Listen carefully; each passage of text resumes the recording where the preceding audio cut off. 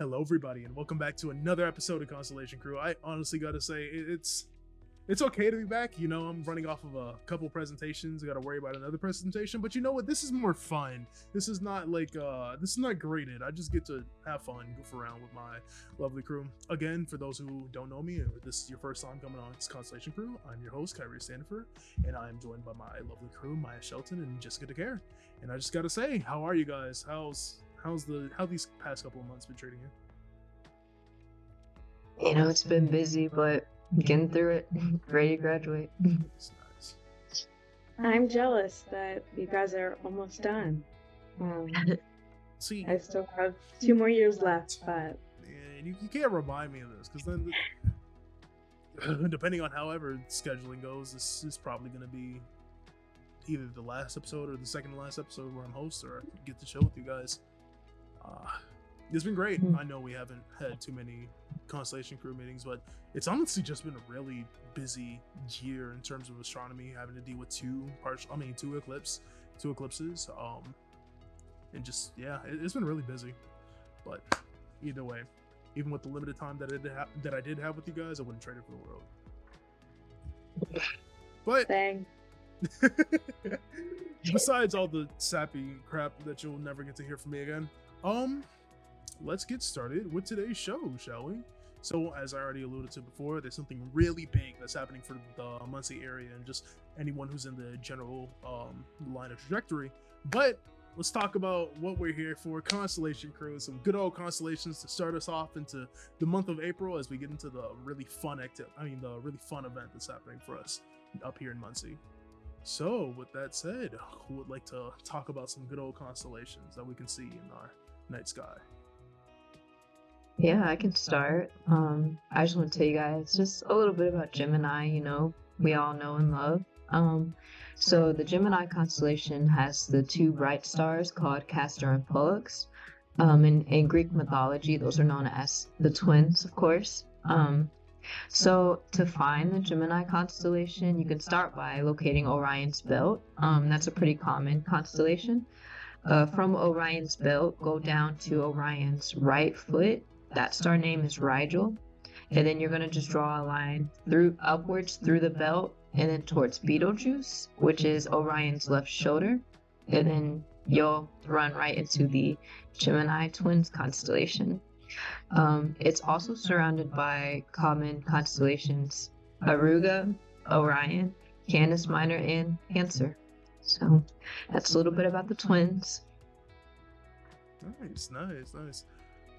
It's always so funny. So for those who don't know, that Gemini is one of our good old zodiac constellations. And fun fact, I was actually born 2 days after from the switch from Gemini to Cancer. So I am a Cancer by a pure 2 days. Wow. So when we talk about funny old zodiac constellations and zodiac signs and good old astrology, what is everyone's constellation? Just for fun. I'm a Libra. I love being a Libra. I think it's great. I think zodiac signs are fun when you're delusional like myself.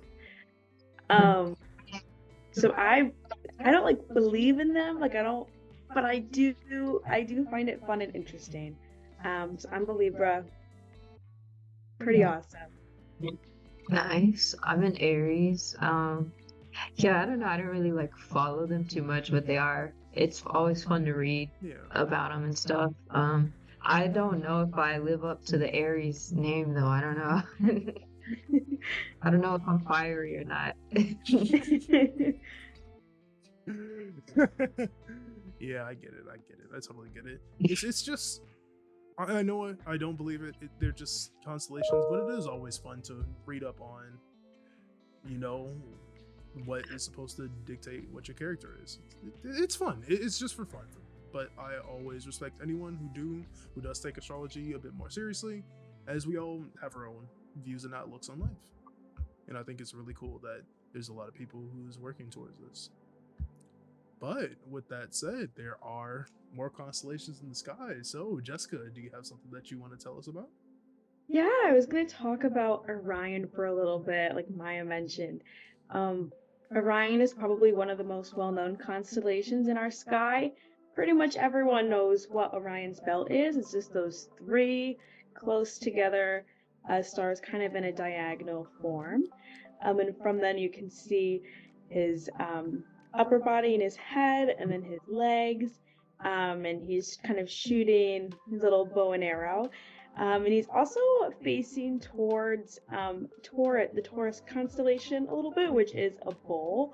So it's kind of funny. It's kind of like he's hunting down Taurus the bull up in the sky, which I think is kind of neat. And yeah, is it Betelgeuse or is it like Betelgeuse or There whatever? is a ton of pronunciations for it. I have friends who will call it Betelgeuse. I like to pronounce it Betelgeuse, or yeah, Betelgeuse, but I'm What you weird. do, Kyree? But it really just depends on whoever says the word. I'm gonna say Betelgeuse. Yeah. Betelgeuse and Rigel, they are two of the 10 most brightest stars in our galaxy, and what we can see in the sky, which I thought was very neat. That that Orion just so happens to have 2 of the 10. I think that's pretty cool. You know, and it's funny that you mentioned how it always looks like how Orion is really hunting towards the bull, because for those of you who do know, not too far from Orion hosts the constellation with the brightest star in the sky, Sirius, and which is within Canis Major, which is the dog. So it's always funny to think about how Orion's hunting the bull, and his trustworthy dog is always right behind him, ready for the hunt. So yeah, no, it's really cool that you mentioned it. Yeah, it's kind of fun how, like, there really are like stories up in the sky. Like those three kind of all connect well together. Yeah, well, that's honestly one of the cooler things about constellations. Is just it's funny because there's just sometimes when you just look up and you like look at a constellation chart and it's just a bunch of lines, and you're just sitting there like, how did astronomers come up with this? And then there's just like genuinely cool constellations that like kind of look like the part and make a really cool story up in the sky. But to continue on with our constellation story, I will talk really briefly about the zodiac constellation that you'll also be able to see in the night sky. Not for too long, because we do have something really important to talk about coming up here in like a couple of minutes. But just for everyone to be aware, starting from around 10 p.m., we will start with Libra and like the southeast horizon, which will be followed by Virgo, Leo, Cancer, Gemini, and Taurus, which is northwest of Orion, just as we mentioned earlier. For those who were here for the previous show, you'd hear me talk about Cancer, one of my favorite zodiacs, because it is my zodiac. I love the crab, great crab. But with that all said, we have something really major coming up in a few days. It's honestly really, really cool. And it's also really funny because, constellations typically comprise of stars, but there are also other bright objects that can be within constellations, but that's not important. What's happening here is a big event that's occurring to a star that's really close to us, and I wanna ask my crew what's happening in these upcoming days. So we will be seeing a total solar eclipse. Okay, can we get a round of applause for Muncie? It's oh man, you just hear stories, especially when you go here to the planetarium. You just hear how rare it is for a total solar eclipse to just be in our area if we don't move, and that you probably wouldn't be able to find one like once every 300 years. So just knowing that we're having a total solar eclipse now, and I'm about to graduate, I feel like this is like the greatest graduation present I could ever get. But I digress. Maya, tell us a bit more about what solar eclipses are. Yeah, so a solar eclipse is basically when the moon passes between the sun and the earth, blocking either part or all of the sun or select observers on earth. So it's basically when one passes in front of the other, in a way. And then I can talk about the types, because there's a few different types of solar eclipses. So we have total, annular, and partial solar eclipses. So partial solar eclipses occurs when only part of the sun is covered by the moon as viewed from Earth. During a select time, observers on Earth that are outside of the moon's inner shadow, or also known as the penumbra, are able to view a partial eclipse. And we actually had one, um, I believe it was in October. Yep. Yeah, we had one here in October. It should have been. I don't remember the date, but the weather wasn't the best, but we were able to see that. An annular eclipse occurs when the moon is lined up between the sun and the earth, but it's further from the earth than it usually is. So this basically makes it appear smaller than the sun to us observers, and it creates a ring effect around the moon. So I thought that was pretty cool. I don't think I've experienced that one before. And lastly, the big one that we have coming up is the total solar eclipse. And this is when the moon completely covers our sun. Those located in the moon's inner shadow, or also known as the umbra, are able to view the total solar eclipse. This is the only type of eclipse that can be safely viewed without eye protection. But I'm going to mention it's only safe to look at the sun without eye protection during totality, which is when the moon is completely covering the sun. So I'm sure you'll hear that over and over again, but it's very important to keep that in mind. So yeah, we happen to be in the moon's inner shadow. So that's pretty cool. It honestly is. Just having eclipses back to back is just honestly really cool, and the fact that we just get to have a total solar eclipse now is awesome.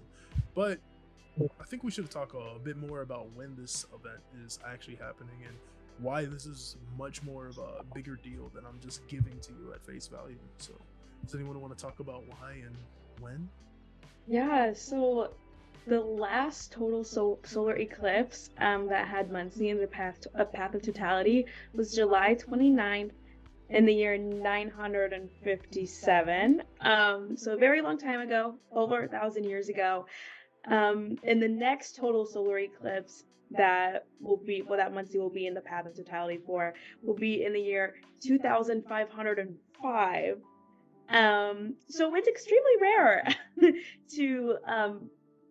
to be in the path of totality without having to move. And as Kyree mentioned earlier, it's his last year here, and there just so happens to be this amazing eclipse happening. I just transferred here, and there just so happens to be an eclipse happening, which is so cool. That I don't know, space, the universe decided to do that for jokes, but it feels like the stars and the moon are aligning, right? They're aligning. They're really aligning for us. It's so great. And yeah, so when is our total solar eclipse? It's going to be on April 8th this year, 2024. So just a few weeks away. And it will last in Muncie. These times are only for Muncie. They're going to range based on where you're at on the path of totality. So in Muncie, the eclipse this moon will start moving into the sun's path at 1:52, and then it will leave the sun at 4:24 p.m. But from 3:07 to 3:11, that is when the moon will be completely covering the sun. And it's just going to be really cool. I think for most of us, it's going to be our first total eclipse that we're all seeing. And make sure you keep an eye out to see the corona of the sun, which is its outer atmosphere that we normally can't see because the sun is just so bright, so you can't see its outer atmosphere. But with the moon covering it, you can see it. And I've heard it's pretty cool. I've seen pictures and it's pretty cool. And I just can't wait for the eclipse. Yeah, it's gonna be a really fun event. And for those who have been keeping track with what you see on screen, I have pulled up what is basically what it's gonna look like from here in Muncie. As you can see here, it's going to be on the 8th, which I have set it for, as well as around the right hours for it. And as you can see, the moon is starting to really converge, if you will, with converge its path with the sun. And you can really see that the moon here is starting to block it, and you can view it nice and safely without the need of eclipse glasses, which is what I'm going to talk about right now. And even though that this is such a huge event and that you should really see it, you shouldn't go and look up at the sun completely careless. The sun emits really harmful rays, and if your eyes have continued exposure to it, it can lead to very harmful effects, loss of vision, complete loss of eyesight entirely.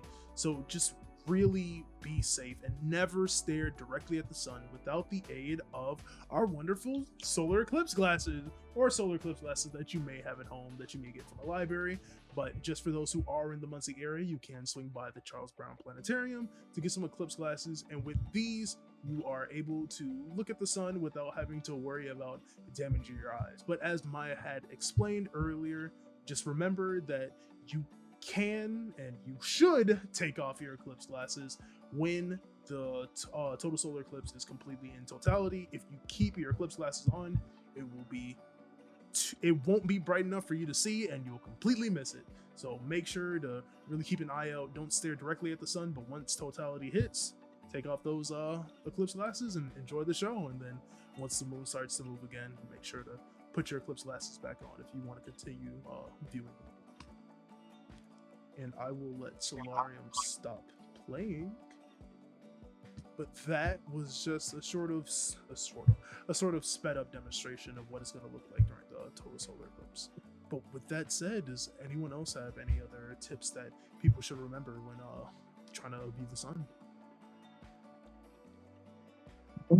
I think you covered most important part. Eye protection. All right, well, Yeah. I do have a on the spot question, since for my good old crew here, and that is, well, what if you don't have eye protection, but you still really wanna see the solar eclipse? What could you do? Does anyone know? You can wait for totality to begin, or you can make a pinhole projection. There you go. So that is just kind of like a sheet of like cardstock, or kind of like heavy duty paper of some sort, cardboard, and you just can poke a hole in it. It can be just like a circle or a fun shape, whatever you want. And essentially you'll just like hold it, and then the shadow of the sun, of the moon covering up the sun, will be projected onto the ground or wherever you want the shadow to be. So you can still watch as the moon covers up the sun, but you don't have to look directly at the sun and hurt your eyes. That's nice. Yeah. And there's other things you can notice around you too, like it'll get a little darker. I heard that you might hear crickets come out, the animals might start to get a little confused, but yeah, there'll be things going on around you that you can still experience also. Yep. So to all the little scientists out there who want to learn more about solar eclipses, what Maya said is completely true. Animals in general do heavily rely on the sun and light to really dictate whether or not it's day or whether or not it's night. So when the planet just suddenly starts to get dark, the behaviors of all animals around start to change. So you may actually hear crickets chirping because they think it's a lot more later in the day. If you have been to the planetarium and you have watched the eclipse show, you would know that one of the guests that was talking in the show talked about how when they were in Africa, they watched as all the chickens left the outside area and went back to get ready to sleep because they thought it was nighttime, because there's not a lot of light coming because the moon's blocking it. So really make sure to keep an eye out and just see how not only how the moon blocking the sun creates a pretty show in the sky, but also how it affects life around you. We, as in the Charles Brown Planetarium, still has a really cool website that really talks about eclipses and gives you a lot more information, stuff that we have covered, and maybe some more stuff that's a bit more in depth. And it is www.bsu.edu/solar eclipse 2024. And the link will also be posted in the description, but there you can click on that link and learn more about total solar eclipses or just eclipses in general. So again, I do like to really ask that you all come on down if you can. Check out Brown Planetarium, where we do have Eclipse the Sun Revealed Friday, April 5th at 6:30. So really come down and learn a bit more about solar eclipses before we actually have the big, huge event on April 8th. And with all that said, I would love to see y'all again here. Same channel, not so same time. With that said, have a great day.